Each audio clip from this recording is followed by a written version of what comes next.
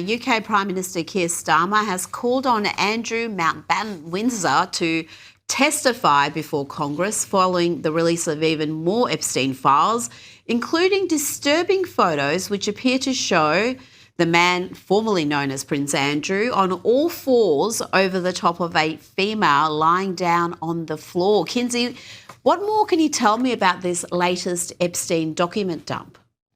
How humiliating. And we're still going through these documents. There's still more to be discovered. But I think that these latest messages and pictures only deepen the questions around Andrew's judgment and associations. The material reinforces a longstanding concern that the royal family has never fully confronted the seriousness of Andrew's proximity to Epstein.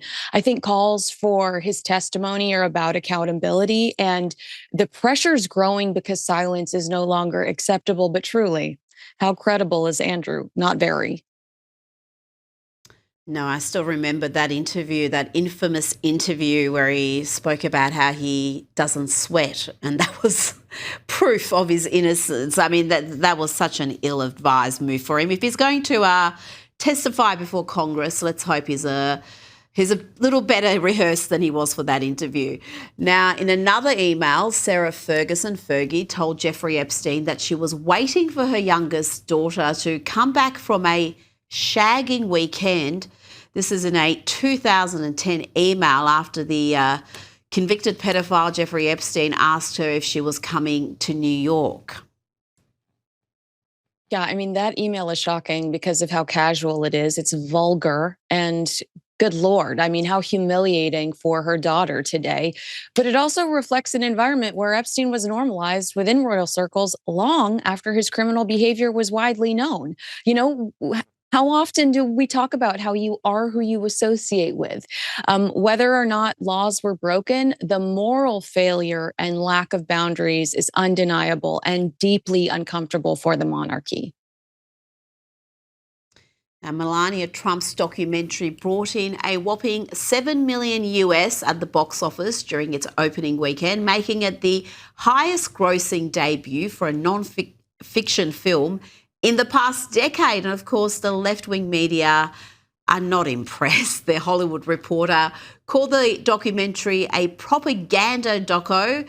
The Atlantic labelled it a disgrace, and The Guardian said it was pure, endless hell.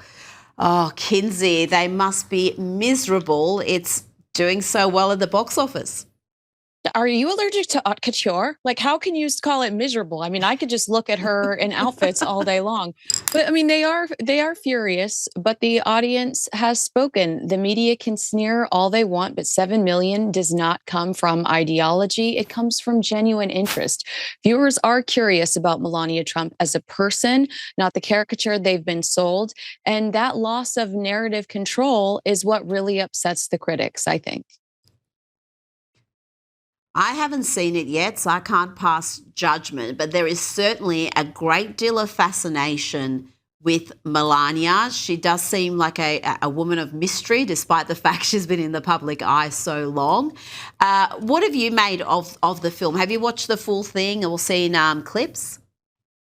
Yeah, I loved it. I mean, I did think that I don't think I know her. I certainly did not walk away feeling like I know who she truly was, but I definitely thought that she was a much softer character than she's been painted out to be in the press. A great mother, somebody that is, I want to say wears the pants in the family, but I feel like that's a disservice to the president. But she is definitely the boss when she wants to be. She's a brilliant woman, has a great head on her shoulders, and is just gorgeous. I mean, I think she's incredibly beautiful. And Kinsey, Melania has not featured on the cover of Vogue, unlike every other First Lady in recent years or other fashion magazines, despite being uniquely stunning. Now, let's talk about Joe Rogan. He's revealed that he refused to pay the Golden Globes a $500 submission fee in order to be nominated in their podcast category. Here he explains why he decided not to go through with it. A lot of people say, why wasn't Joe Rogan nominated for the Golden Globes? And like, why did Amy Poehler win? I didn't submit. You had to pay $500. And the $500 is like for paperwork or whatever. I said, no. Like, I don't care. I already won. Like, you can't tell me I didn't win. I've been number one for 6 years in a row. All of a sudden, you're going to have a contest in front of all these people wearing tuxedos, and you're going to say, now I'm not number one? Smart move by him, but getting recognised by those people should not be a goal of someone like a Joe Rogan or anyone who wants to be taken seriously. It's normally a sign that you're on the wrong track if those people are giving you awards, Kinsey. Exactly. And it's so right when he was like, you're not going to tell me I'm not number one. You know, analytically, statistically, you can look at that guy's number on the charts for how many years now. He's like, Amy Poehler doesn't take that away from me because a group of her friends decide to hand her this trophy. And he understands something legacy institutions refuse to admit. Cultural relevance cannot be bought with submission fees. When award bodies start charging creators to validate them, it exposes how out of touch they are. Now, Ellen DeGeneres has been caught shopping for a new mansion the same day she joined calls for a nationwide no work, no school, no shopping protest against ICE. Kinsey, as I've often said, if the left didn't have double standards, they'd have no standards at all.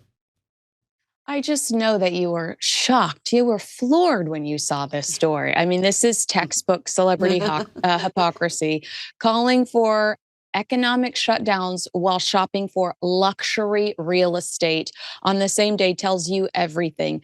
These protests are symbolic gestures that cost activists nothing. It costs them nothing to post something on their Instagram, while working families are expected to shoulder the consequences.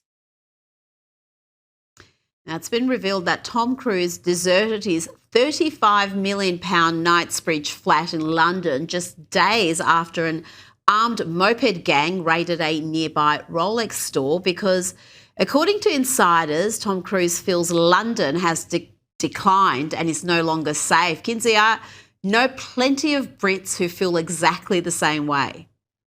So do I. Thank you, Sadiq Khan. Londoners have been raising alarms about crime for years, and they are often dismissed as alarmists. But when someone as security conscious as Tom Cruise quietly exits, it reinforces what locals already know. Public safety concerns are no longer theatrical. They are lived experiences. I have friends that can't wear watches anymore. You have to wear a leash on your cell phone. It's unacceptable. It is crazy that in a first world city, you can't just look at your phone and walk down the street because someone in a moped is going to go past and grab it out of your hand. And the cops will not help you, Kinsey, because this sort of crime is just so commonplace that they just tell you to go fill out a form and claim it on your insurance. They have given up almost. But they will show up at your house if they don't like a tweet. They will show up at your house if they don't like what you posted on social media. That's where the resources are. Absolutely. Kinsey Schofield, thank you so much for your time tonight.